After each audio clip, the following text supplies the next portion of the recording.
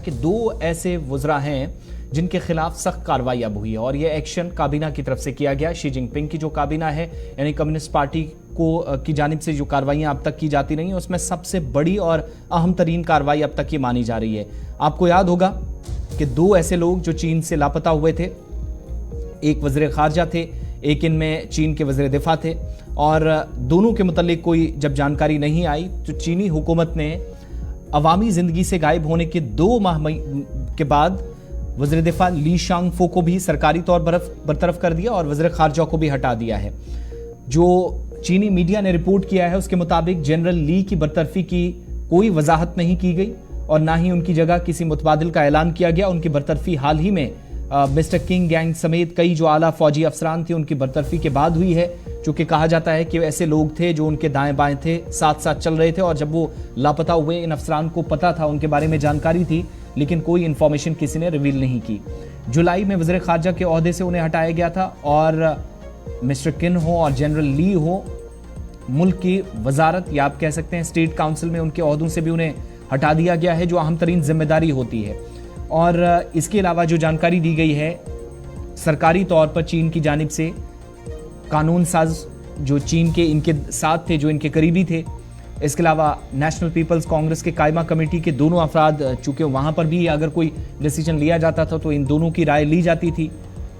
उस कमेटी ने भी जिम्मेदारी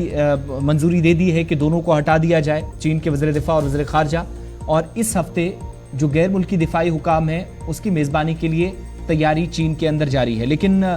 चाहे वो खरीदारी का मामला हो, डिफेंस के मामलात हों, तरक्की से मुतल्लिक मामलात हों या बदनवानी के इल्ज़ामात हों, जनरल ली के खिलाफ तहकीकात भी जारी थी और आखिरी बार 29 अगस्त को अफ्रीकी ममालिक के साथ बीजिंग सिक्योरिटी फोरम में अवामी सतह पर उन्हें देखा गया था। इसके अलावा उनका कोई अता पता नहीं।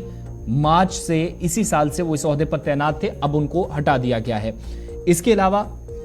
एरोस्पेस इंजीनियर जिसने अपने करियर का आगाज सैटेलाइट और रॉकेट लॉन्च सेंटर से किया था, जनरल ली ने फौजी और चीनी सियासी जो अशराफिया उनके सफ़ों के जरिए आसानी से तरक्की भी की। और कहा जाता है कि शी जिनपिंग चीनी सदर जब कोई बड़ा डिसीजन लेते थे तो ये चीन के 2 लोग जो थे यानी वज़ीर खारजा और ली फो जो वज़ीर दिफा थे, डिफेंस सेक्रेटरी से भी ऊपर ये पोस्ट होती है, दोनों को बड़ी जिम्मेदारियां थी। और चीन का डिफेंस से मुतल्लिक कोई फैसला होता था, लाइन ऑफ एक्चुअल कंट्रोल पर जो कुछ होता रहा भारत और चीन के दरमियान, कहा जाता है कि उसमें भी इन दोनों का बड़ा रोल अब तक रहा है। ये वही वज़ीर खारजा हैं जो अब तक भारत और चीन की सूरत हाल पर बयान भी देते रहे हैं। ये वही वज़ीर दिफा हैं जो लाइन ऑफ एक्चुअल कंट्रोल के मुतल्लिक एक बार ये भी कह चुके हैं कि अगर जरूरत पड़ी तो चीन भारत के साथ जंग के लिए भी तैयार हैं। लेकिन दोनों जब लापता हुए मार्च के बाद जिम्मेदारियां तो दी गई, लेकिन 2 महीने से कोई अता पता नहीं था। पहले वज़ीर खारजा की छुट्टी हुई और अब चीन ने अपनी जो सेंट्रल कमेटी होती है या कायमा कमेटी कह लीजिए, जो काबीना के बराबर होती है, उससे वज़ीर दिफा को भी बरतरफ सरकारी तौर पर कर दिया है।